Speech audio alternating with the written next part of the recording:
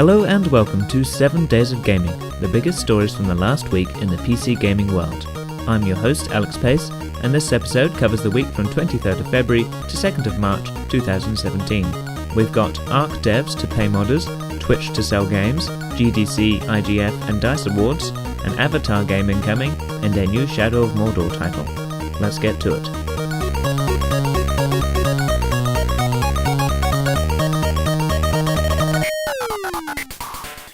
Ark Survival Evolved developers Studio Wildcard have decided to pay the top 15 members of their modding community on a monthly basis.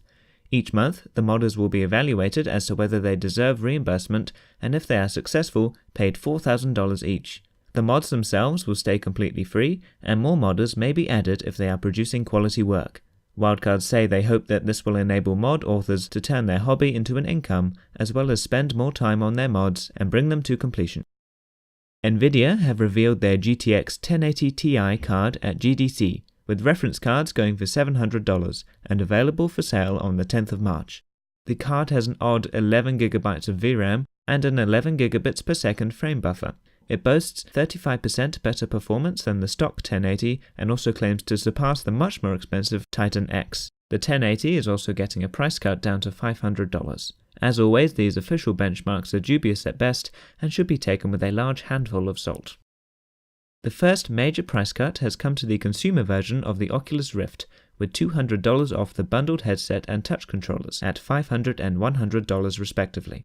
The Touch only released in December last year, priced at $200, and such a big discount this soon will likely leave those first buyers with a sour taste. Oculus say they are making the move to attract more people to the platform, especially to help out new developers who are struggling with low player counts due to a small total pool of players. Bethesda and AMD have entered a long-term partnership, working closely together to keep up with the ever-increasing graphical and processing demands from current games. Bethesda say the relationship will allow the company to further advances in game experiences, VR, the next generation of gamers, and all the other buzzwords currently flying around. AMD say the deal goes beyond branding and is a true engineering collaboration between the two companies, with a focus on Vulkan, the low-level API related to AMD's Mantle API. Stream watchers will now be able to buy the game currently being streamed from directly within Twitch, with the streamers themselves getting 5% of the profits, however only as long as they are certified partners. Partnered streamers can also receive some of the profits from in-game items purchased by those watching their streams. The games can be launched via either Twitch's desktop app or other services like Uplay, but not from Steam. Oculus have shrugged off the $500 million court fine they were forced to pay to ZeniMax over an issue with trade secrets, saying it will not materially impact their business. Not a surprise with billions of Facebook dollars behind them. ZeniMax, however, is not content, filing for an injunction against Oculus to prevent them from selling products that contain alleged stolen code. This includes the developer kits for PC and mobile, as well as the software that allows the Rift to integrate with the Unreal and Unity engines. If they do not get the injunction, ZeniMax will then want a 20% cut of Oculus's revenue for at least 10 years. Oculus have responded, saying the original allegation was legally flawed and factually unwarranted, and the files in question were never used in a released product. They intend to file their own motion to set aside the jury's verdict and, quote, put this litigation behind us. The 17th Annual Game Developers' Choice Awards took place in San Francisco this week, celebrating the best games of 2016. Game of the Year went to Overwatch, Best Audio went to Inside, Best Debut went to Camposanto with Firewatch, Best Design went to Overwatch, the Innovation Award went to No Man's Sky, Best Narrative went to Firewatch, Best Technology to Uncharted 4, Best Visual Art went to Inside, Best VR/AR Game went to Job Simulator, the Ambassador Award went to Mark DeLaura. The Lifetime Achievement Awards went to Jordan Mechner of the Prince of Persia franchise and Tim Sweeney of Epic Games. The Audience Award went to Battlefield 1. Lastly, there was also the Alt Control GDC Award, which went to the best game with an alternative controller, Sphere 1, which involved the player being physically inside a giant inflatable sphere and using a flashlight-like controller to find their way around a maze-like space. The controller itself projects the game onto the inside of the sphere, panning around in-game as the player moves the controller. Also running on the same night in San Francisco was the Independent Games Festival, lauding the best indie games of the past year. Best Student Game went to En Pas Fragile, Excellence in Audio went to Goner, Excellence in Design went to Quadrilateral Cowboy. Excellence in Visual Art went to Hyper Light Drifter. The Nuovo Award went to Oikospiel, Book 1. The Seamus McNally Grand Prize went to Quadrilateral Cowboy. And the Audience Award went to Hyper Light Drifter. And it seems to be quite the week for awards, with the DICE Awards taking place in Las Vegas. Game of the Year went to Overwatch. Outstanding Achievement in Game Direction went to Inside. Outstanding Achievement in Game Design went to Overwatch. Outstanding Achievement in Online Gameplay went to Overwatch. Strategy/Simulation Game of the Year went to Civilization 6. Sports Game of the Year went to Steep. RPG/MMO Game of the Year went to Dark Souls 3. Racing Game of the Year went to Forza Horizon 3. Fighting Game of the Year went to Street Fighter 5. Family Game of the Year went to Ratchet & Clank. Immersive Reality Game of the Year went to Superhot VR. Outstanding Technical Achievement went to Uncharted 4. Outstanding Achievement in Story went to Uncharted 4. Outstanding Achievement in Sound Design went to Battlefield 1. Outstanding Achievement in Original Music Composition went to Doom. Outstanding Achievement in Character went to The Last Guardian, Trico. Outstanding Achievement in Art Direction went to Inside. Outstanding Achievement in Animation went to Uncharted 4. The DICE Sprite Award went to Inside. Adventure Game of the Year went to Uncharted 4. Action Game of the Year went to Overwatch. And the Immersive Reality Technical Achievement Award went to Eagle Flight. 4 Telltale Games veterans have moved to Ubisoft San Francisco to work on as-of-yet unannounced titles.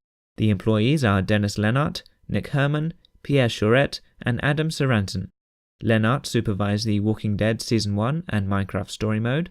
Herman worked as the cinematic artist and director for The Walking Dead's first season. Chaurette was Telltale's director of writing and wrote for The Wolf Among Us, The Walking Dead's second season, and Tales from the Borderlands. Finally, Sorensen worked for 4 years as a producer, shipping Tales from the Borderlands. 12 former developers from Irrational Games, the studio behind the BioShock series, have banded together to create a new studio, Ghost Story. Their mission is to create immersive, story-driven games for people who love games that ask something of them. They continue on to say, while we believe our new games will have strong appeal to fans of BioShock, our new focus allows us to craft experiences where the gameplay is as challenging as the stories. Ghost Story is working on a new IP, which they describe as richly specific, original, and conveys both wonder and nostalgia.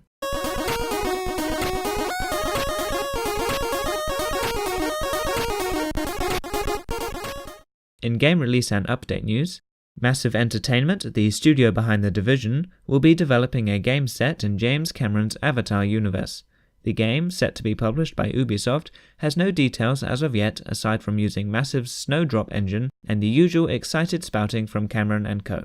This leaves further content for The Division, and indeed a new Division game, in doubt. After a successful Kickstarter in 2015, multiplayer, ship-based FPS Blackwake has entered Steam Early Access. The game has up to 54 players and 6 ships going head-to-head in naval combat, with each player an important part of the crew. Players must load and fire individual cannons, patch holes in the ships, and engage in brutal hand-to-hand combat. A strong community has already emerged, with an active subreddit and Discord server coming out of the alpha phase. Middle-earth: Shadow of War is the sequel to the 2014 Shadow of Mordor, and is set to release this August. The Nemesis system from the first game is back, and this new version encourages you to go behind enemy lines to forge your new army, conquer fortresses, create a new ring of power, and dominate Mordor from within. It promises a confrontation with Sauron and his ringwraiths in a brand new story. Minecraft has released its first sales update since June last year, revealing the title has now sold over 121 million copies, up from 100 million, and has an average of 55 million monthly players, up from 40 million. In an effort to comprehend those numbers, that means if all the people who played Minecraft in the last month made a continuous line, it would completely circumnavigate the world and then some.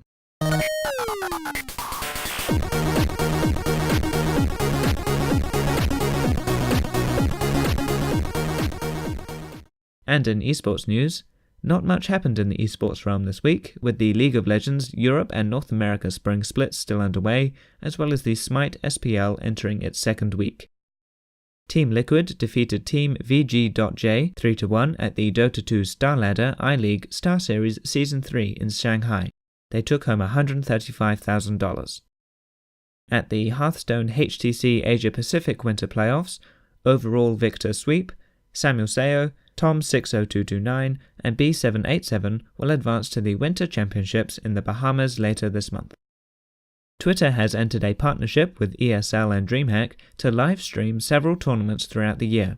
Over 15 events will be streamed, including the ESL 1, Intel Extreme Masters and DreamHack. This will come to a total of about 1,500 hours of content and starts off with the Extreme Masters Katowice tournament.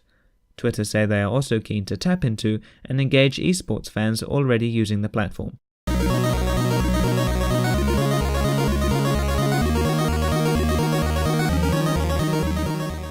The top sellers on Steam this week were GTA 5, For Honor, H1Z1 King of the Kill, Ghost Recon Wildlands, CSGO, Conan Exiles, Northgard, Sniper Elite 4, Berserk and the Band of the Hawk, and The Hunter Call of the Wild. Finally, my favourite story this week was Windows 8 has already begun its descent into obsolescence, with AMD becoming the first hardware manufacturer to ditch support for Windows 8.1, saying the 32-bit version of the OS will no longer receive GPU driver updates. According to the Steam hardware survey, a minuscule 0.26% of gamers are using this version, and a good portion of that are likely to be using Nvidia cards. AMD will continue to support the 64-bit version, as well as the 32 and 64-bit editions of Windows 7.